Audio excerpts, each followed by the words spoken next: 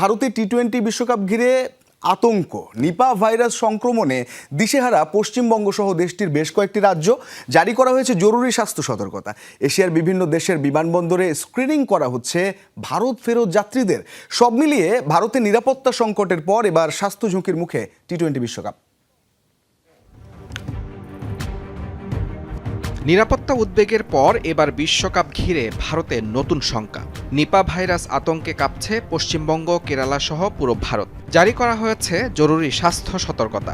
শুধুমাত্র পশ্চিমবঙ্গেই কোয়ারেন্টিনে নেওয়া হয়েছে অন্তত 100 জনকে। আক্রান্তদের মধ্যে রয়েছেন স্বাস্থ্যকর্মীরাও। এর মধ্যে কলকাতার 2 নার্সের অবস্থা আশঙ্কাজনক।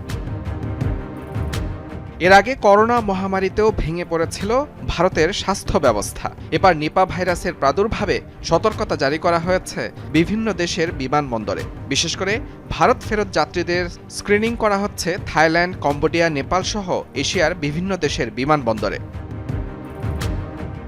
অথচ টি-20 বিশ্বকাপ শুরু হতে বাকি আর মাত্র দিন 10। তার আগে ভারতে নিপা ভাইরাস সংক্রমণ যেন নতুন সংকটে ফেলে দিল বিশ্বকাপ আসরকে।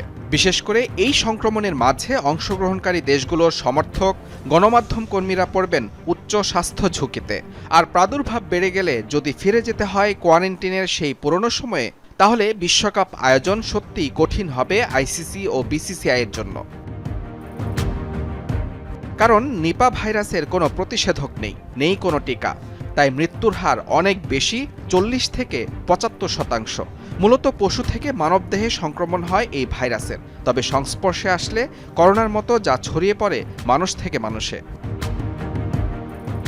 এর আগে নিরাপত্তা সংকটে ভারতে বিশ্বকাপ খেলতে আপত্তি জানায় বাংলাদেশ। আইসিসি তীব্র চাপের মুখে শেষ পর্যন্ত আসর বয়কট করে বিসিবি। বয়কটের বিষয়ে চিন্তা করছে সাবেক চ্যাম্পিয়ন পাকিস্তানও।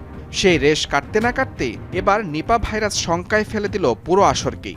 এ অবস্থায় তাই তো প্রশ্ন, ভারত থেকে সব ম্যাচ সরিয়ে শ্রীলঙ্কায় নেওয়া হবে, নাকি সংকট মোকাবেলায় নিজেদের দাদাগিরি দেখাবে ভারত? মুজরাবিন তারেক, যমুনা স্পোর্টস।